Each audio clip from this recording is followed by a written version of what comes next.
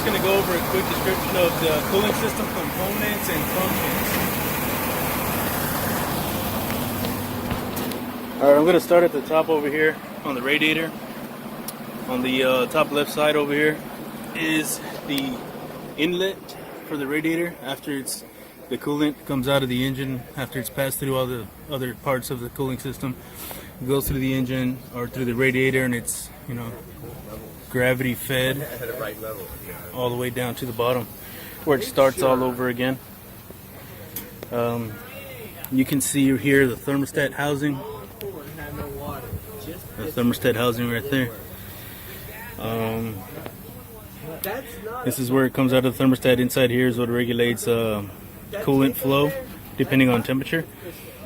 You know, if it's before it reaches operating temperature, the thermostat stays closed so that the coolant in the engine can get up to temperature.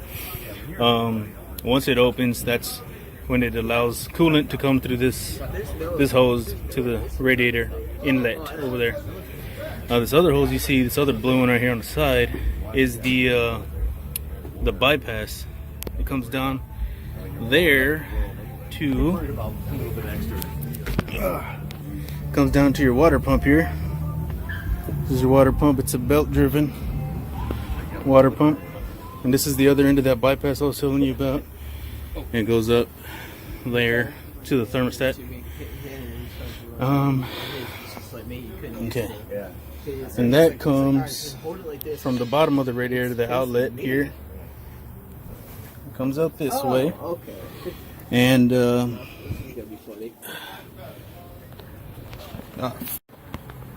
okay, here you have the coolant outlet from the radiator. Comes down here, goes back up in here, pops up into the water pump here, and the water pump, you know, shoots it out here to your transmission cooler. After your transmission cooler, it comes out, goes down there, pops up over here through your oil cooler, and then it goes into the engine block right there, and it goes through the engine, internals, whatever, comes out through the head, and it comes out from the top there where the thermostat housing is at, and the thermostat's inside there, and the coolant goes back up that tube there, follows it that way, goes this way to the radiator inlet there.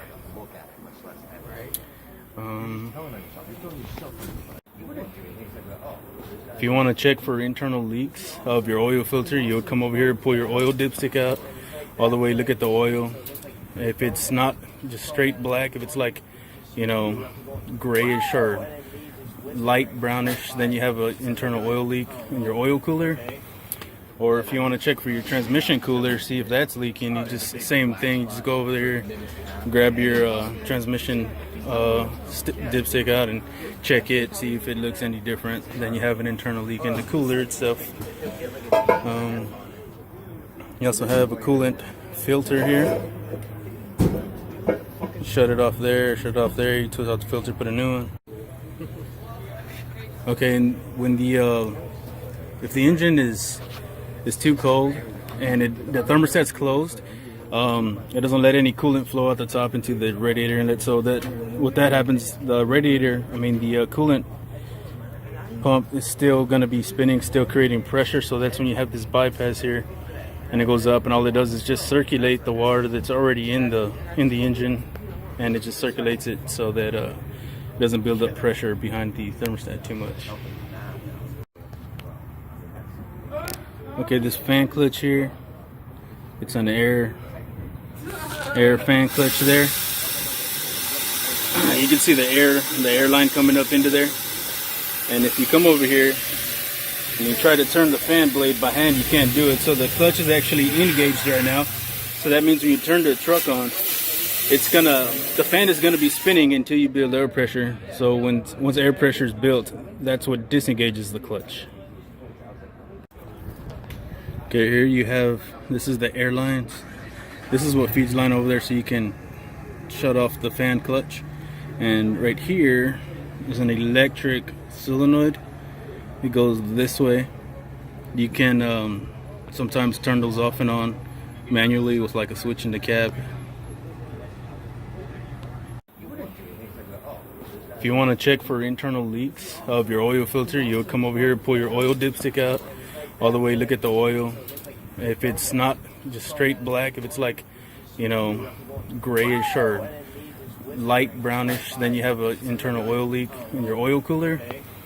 Or if you want to check for your transmission cooler, see if that's leaking, you just same thing, you just go over there, grab your transmission dipstick out and check it, see if it looks any different. Then you have an internal leak in the cooler itself. You also have a coolant filter here. Shut it off there, you twist out the filter, put a new one.